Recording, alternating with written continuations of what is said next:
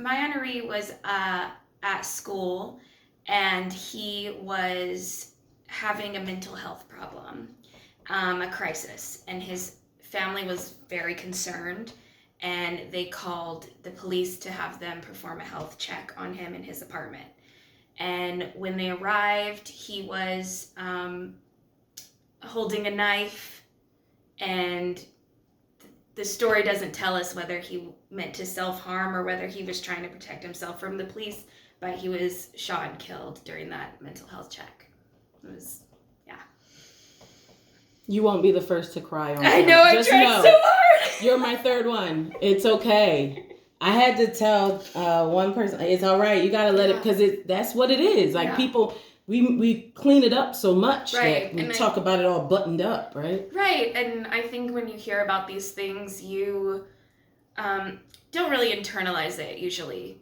We all have kind of different levels of block for those kind of things and what we allow to affect us. And this story just affected me greatly. I understood. I've had depression, anxiety my whole life.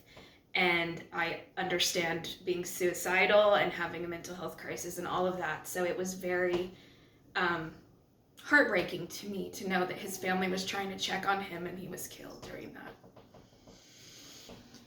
Right. So I immediately thought of doing a brain and focusing on that mental health aspect of his story. And so I started practicing drawing and seeing where it led me, and I got to a place where I really liked. And then I decided that I wanted to have the brain be more of a black, white, and gray, and for the background and the rest of it to be bright and colorful and show new life and mushrooms and flowers and plants, all that kind of stuff. So I feel like it speaks to how mental health affects us and how we hope to be remembered after we're gone. Sorry. It's okay. It's okay.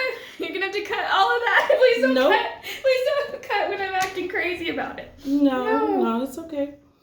And so this isn't going to be an easy question to answer, but if Osaze,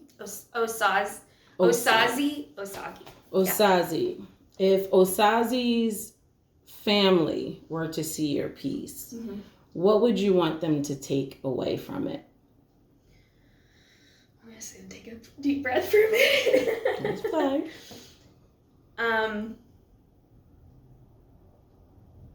If Osaze's family saw my piece, first of all, I'd be honored that they would even look at it. But I hope that they get a feeling of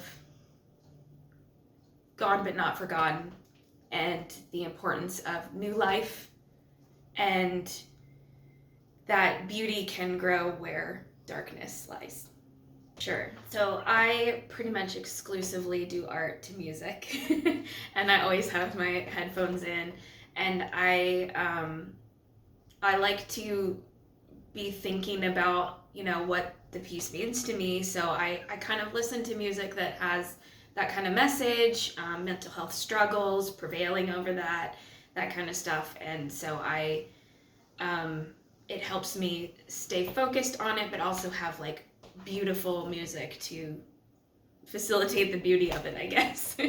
So you probably won't be surprised that I listen mostly to my favorite band, Fright and Rabbit. And their lyrics are almost exclusively about mental health and the struggle. And there is one song that I can think of off the top of my head that they say, the line in it is, "There is light, but there's a tunnel to crawl through. There's hope.